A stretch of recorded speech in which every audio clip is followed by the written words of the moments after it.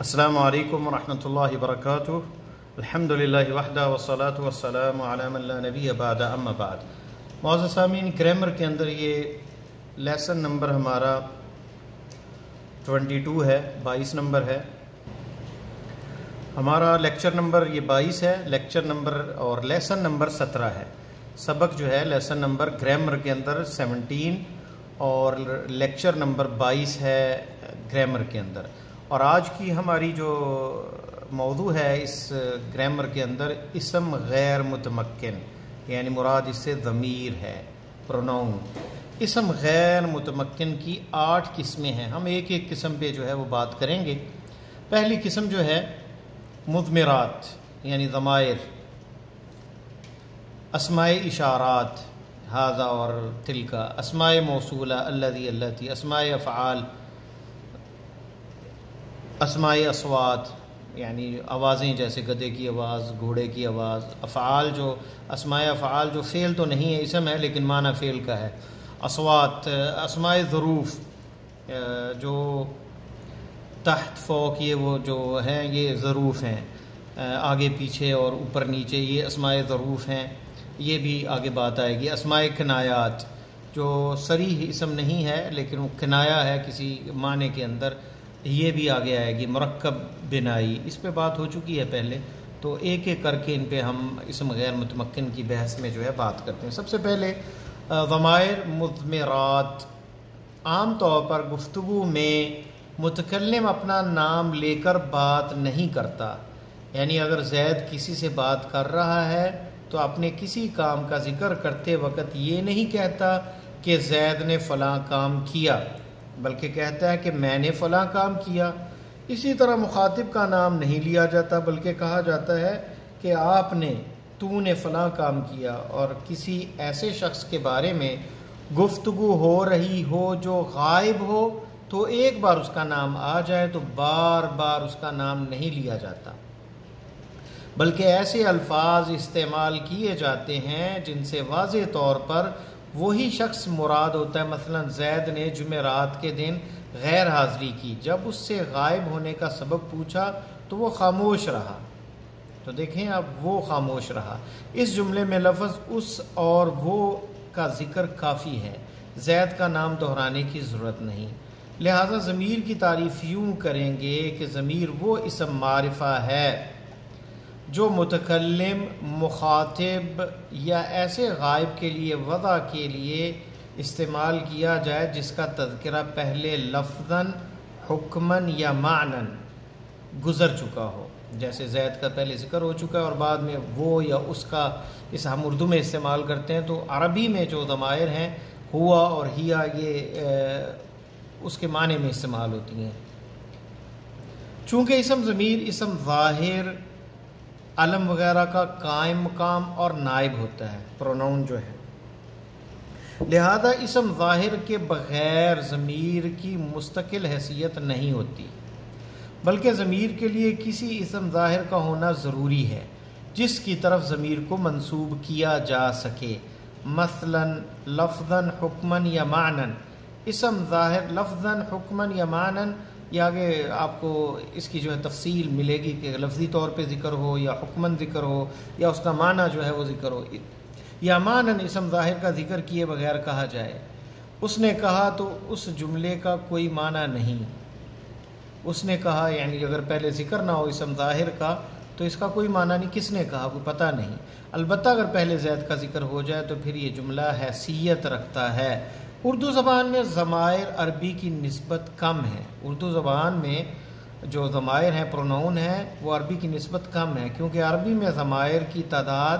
70 ہے۔ فاعل اور مسند الیہ کی حالت کو ظاہر کرنے کے لیے 28 صیغے، مسند الیہ کی حالت کو، فاعل اور مسند الیہ کی حالت کو ظاہر کرنے کے لیے 28 صیغے، اس طرح مفعول اور نصب کی حالت کو بیان کرنے کے لیے بھی 28 صیغے، اور جر کی حالت کو یعنی اسم مجرور جو ہے جر زیر، اس کی حالت کو بیان کرنے کے لیے 14 صیغے ہیں۔ ان کی تفصیل یہ ہے۔ اعرابی حالت کے اعتبار سے اسم ظاہر کی طرح اسم ضمیر کی بھی 3 قسمیں ہیں۔ اسم ضمیر جو ہے اعرابی حالت میں یعنی زیر زبر جو آتی ہے، یا کہہ لیں کہ وہ محل یعنی یہ فاعل ہے یا مفعول ہے، یہ حالت ہے، فاعل مرفوع ہوتا ہے اور مفعول منصوب ہوتا ہے، اور اسی طرح حرف جر کے بعد یا مضاف الیہ مجرور ہوتا ہے۔ تو یہ 3 اعرابی حالتیں ہیں، رفع جسے ہم ضمہ کہتے ہیں، اور اسی طرح نصب اور جر۔ تو پہلے جو ہے اسم ضمیر مرفوع اور اسم ضمیر منصوب، تیسری قسم اسم ضمیر مجرور، اور اسم فعل یا حرف کے ساتھ صورتاً جڑے رہنے، یعنی یہ ضمیریں جو ہیں یہ یا تو اسم کے ساتھ آتی ہیں یا فعل کے ساتھ جڑتی ہیں یا حرف کے ساتھ۔ تو اسم فعل یا حرف کے ساتھ صورتاً یعنی شکلاً جڑے رہنے یا الگ تھلگ رہنے کے اعتبار سے ضمیر کی 2 قسمیں ہیں، یعنی کچھ ضمیریں ہیں جو اسم فعل اور حرف کے ساتھ جڑی ہوتی ہیں اور کچھ الگ ہوتی ہیں۔ اس لیے جو جڑی ہوتی ہیں انہیں ضمیر متصل یعنی جڑی ہوئی ضمیریں پروناؤن جو ہیں، اور جو الگ ہوتی ہیں مستقل ہوتی ہیں جڑی نہیں ہوتی انہیں منفصل کہتے ہیں۔ جیسے الگ، منفصل کا مطلب ہے الگ، جیسے ہوا ہیا یہ الگ ہیں، جڑی ہوئی نہیں ہیں یہاں پہ۔ اور متصل جو ہے جیسے ضربتو میں نے مارا، اکلتو میں نے کھایا، تا جو ہے یہ ضمیر متصل ہے یہاں پہ۔ تو آگے مزید اس کی تفصیل آتی ہے۔ ضمیر متصل اتصال سے ہے، یعنی ایسی ضمیر جو دوسرے کلمے کے ساتھ ملی ہوئی ہو۔ اس کی 3 قسمیں ہیں، یعنی متصل بھی آگے وہی اعرابی حالت جو ہے وہ یہاں پہ وہ بھی آئے گی، یعنی ضمیر مرفوع متصل، ضمیر منصوب متصل اور ضمیر مجرور متصل۔ یعنی یہ اعرابی حالتیں جو ہیں ضمیر کی، جو اصل اعرابی حالتیں 3 ہی ہیں، رفع ہے اور نصب ہے اور جر ہے، تو وہی متصل اور منفصل کے اندر بھی وہی تقسیم آگے آئے گی۔ تو ضمیر متصل میں بھی مرفوع متصل، منصوب متصل اور ضمیر مجرور متصل۔ ضمیر مرفوع متصل وہ ضمیر ہے جو نہ مبتدا بن سکے کیونکہ مبتدا میں آغاز سے ہوتا ہے، اور متصل جو ہے وہ اسم یا فعل حرف کے بعد آئے گی، متصل آئے گی، تو لہذا وہ مبتدا تو نہ بن سکے گی، اور نہ ہی الا کے بعد آئے۔ الا کے بعد جو ہے حالت نصبی ہوتی، اس لیے الا کے بعد وہ نہیں آئے گی، اور وہ آئے گی اس سے پہلے آئے گی کیونکہ یہ مرفوع ہے۔ یا یوں کہا جائے کہ ضمیر مرفوع متصل اس ضمیر کو کہتے ہیں جو محل رفع میں واقع ہو، محل یعنی جگہ، فاعل کی جگہ پہ جو محل رفع میں واقع ہو، یعنی فاعل واقع ہو، اور اپنے عامل سے متصل ہو، یعنی جو اس پہ عمل کرنے والا فعل ہے، جیسے ضربتا تو نے مارا، اب اس ضربہ اس میں فعل ہے، یہ عامل ہے، اور ضمیر متصل تا مخاطبتا متحرکہ یہ فاعل ہے، تو نے مارا، تو اس میں یہ تھا جو ہے یہ ضمیر متصل ہے، اور ضربتی تو نے مارا یہ مخاطب واحدہ مؤنثہ، ایک عورت فیمیل مخاطب کے لیے ضربتی، تا اس میں متصل ہے، ضمیر متصل ہے، اور ضربتم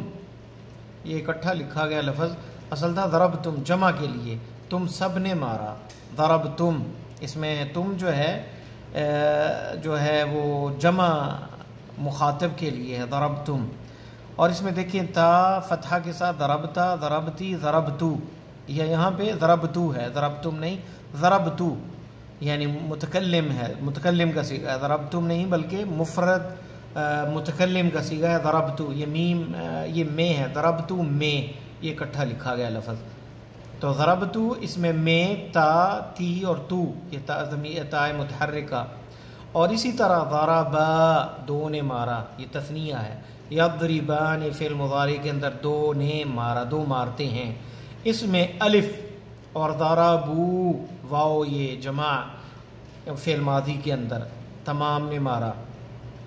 اور یضربون اور اس میں واو فعل مضارع کے اندر غائب جمع کے لیے صیغہ، تو یہ واو اور الف تثنیہ کا یہ ضمیر مرفوع متصل میں درجہ ذیل ضمیریں داخل ہیں، اس میں یہ ضمیریں داخل ہیں، یہ ضمائر متصل اور مرفوع ہیں، الف تثنیہ مذکر میں اور الف اسی طرح فعل مضارع کے اندر تثنیہ کی صیغے میں، اور فعل ماضی کے جمع کے صیغے کے اندر جمع مذکر کے، اور اسی طرح فعل مضارع کے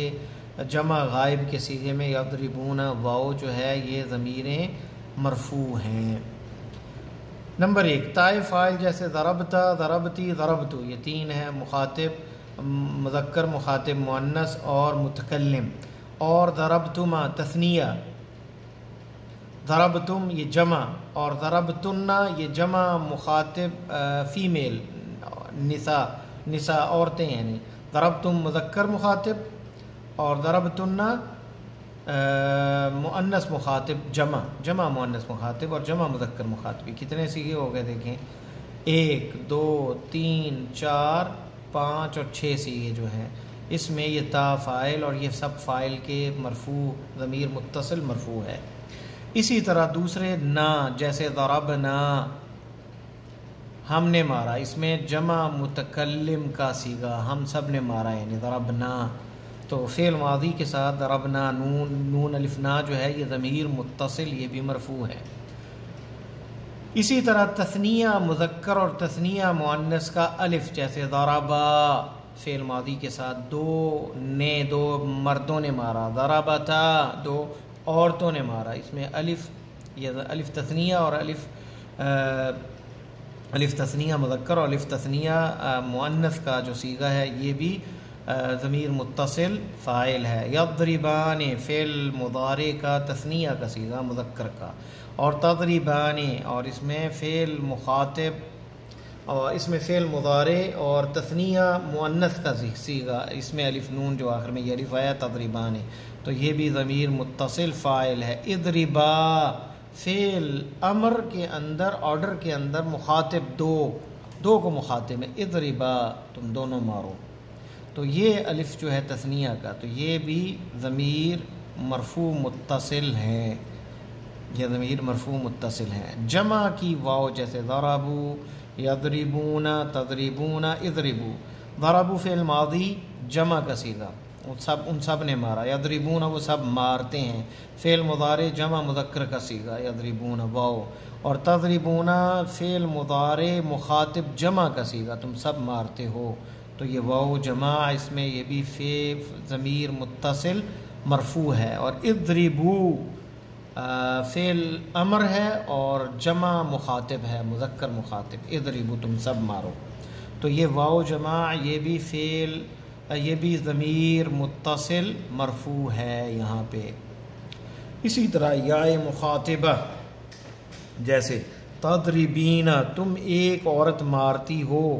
اضربی تم ایک عورت مارو، یہ امر کا صیغہ ہے اور یہ فعل مضارع کا ہے۔ فعل مضارع میں تضربین تم ایک مارتی ہو، عورت جو ہے تم ایک مارتی ہو، یہ فعل مضارع مخاطب کا، اس میں یا مخاطبہ جو ہے یہ کیا ہے، یہ فعل